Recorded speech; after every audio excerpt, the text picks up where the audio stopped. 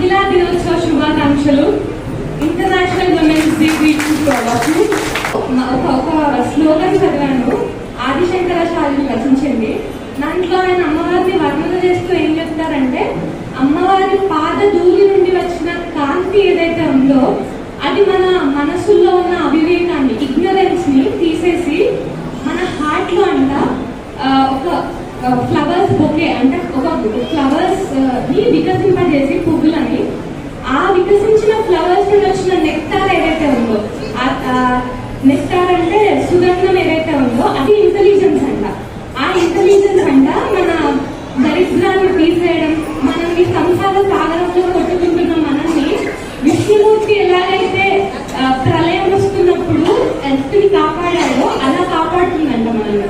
ఒక అమ్మవారి పాద ధూళి నుండి వచ్చిన ప్రకాశమే అంత మనకంత ఉపయోగపడితే అమ్మవారు మొత్తం ఎంత ఉపయోగపడతారు. అమ్మవారు అంటే ఎవరు? అందరు అమ్మలు, అమ్మాయిలు అమ్మవారు.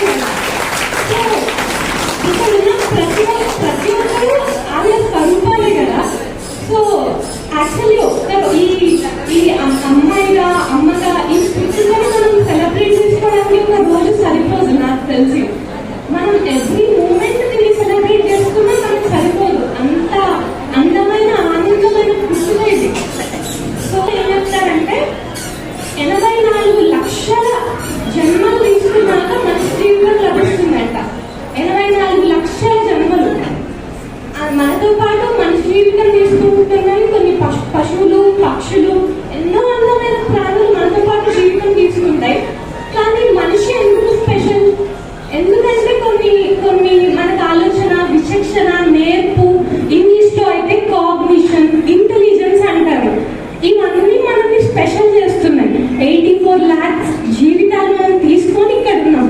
సో ఈ సభలో ఉన్న ప్రతి చిన్న పాప, ప్రతి ముసలి, ప్రతి ఒక్క హ్యూమన్ బీయింగ్ స్పెషల్. మనందరం స్పెషల్ క్రియేచర్స్. మనం పుట్టుకతోనే మనకు దైవత్వం ఉంటుందంట. కానీ మనకేవో ఈర్ష గుణాలు, నెగిటివిటీ వాళ్ళు ఇవి మనకు అంటుకుంటే వేరే విషయం పెరుగుతున్న ప్రాసెస్ లో. సో మన లోపల ఉన్న దైవత్వాన్ని మనం గుర్తించి అవయవాలు వేరే ఒక్కరికి డొనేట్ చేయగలిగితే మనమే దేవుడు కదా. సో ఇలా ఇది మందికి కొన్ని అవయవాలు చెడిపోతున్నాయి, ఏవో కారణాల వల్ల సరిగ్గా పనిచేయట్లేదు.